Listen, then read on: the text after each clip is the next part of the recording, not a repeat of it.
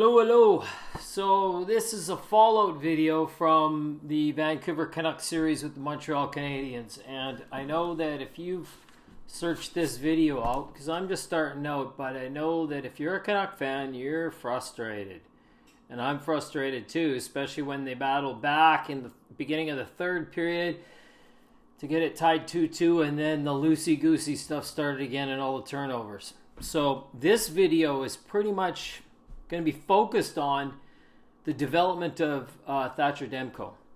So there's been a lot of talk on social media and from pundits and whatnot about that Markstrom basically, his great play covered up for a lot of the Canucks' flaws. Like, he bailed them out a lot of times, and now they don't have him, and we can't dwell on that. He's gone. So, and besides, the structure of the team, the way the team plays needs to be fixed.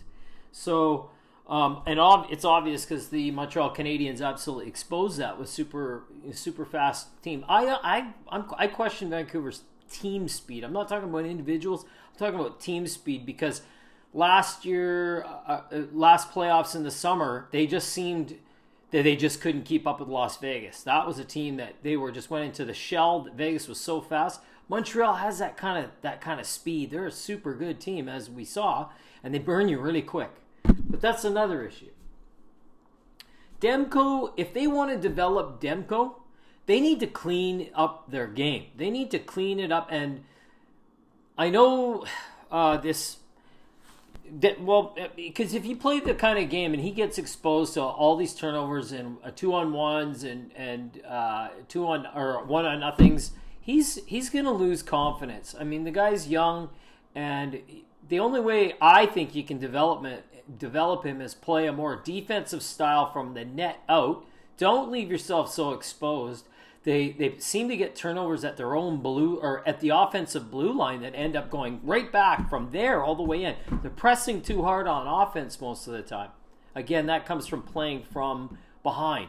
So, in all fairness to the schedule has been horrendous. I do not believe they've had enough time to reset to like a few days. They're getting maybe 2 days in between, or a day in between games, playing games back to back, and then a day in between.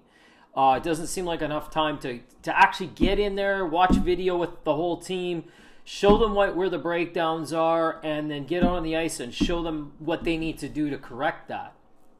The second period tonight was all right. There were some turnovers, but they kept it low scoring. They didn't get blown out in the second period.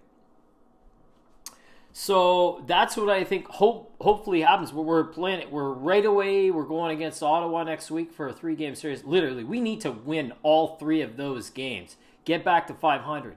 I think they're winnable. They're against Ottawa, but we'll see how we stack up against Ottawa. I mean, are they super fast like this? I don't know.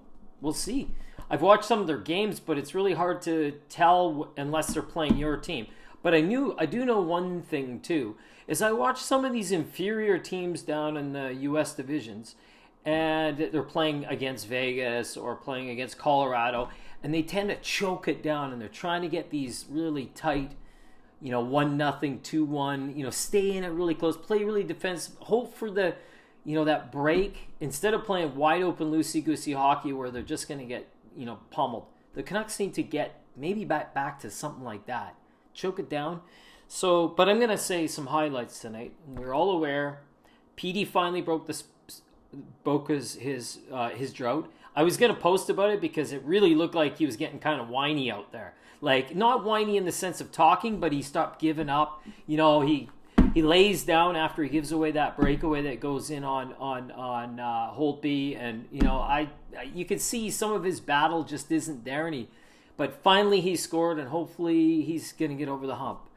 It happens. If you played hockey or sports, it doesn't matter what level. If you're used to putting up points, it's easy to get in that rut. You have to grind yourself out of it. You got to fight. Somebody's got to grab him and say, buddy, you got to fight a little bit more. And if you're not getting goals, who cares? Make plays, dig hard, do what you're good at, because he's good with his stick. He's got feist in him.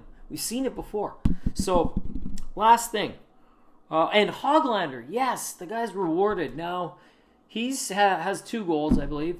And, that guy's played really good. In all of these games, he's going hard, and I'm really impressed with him.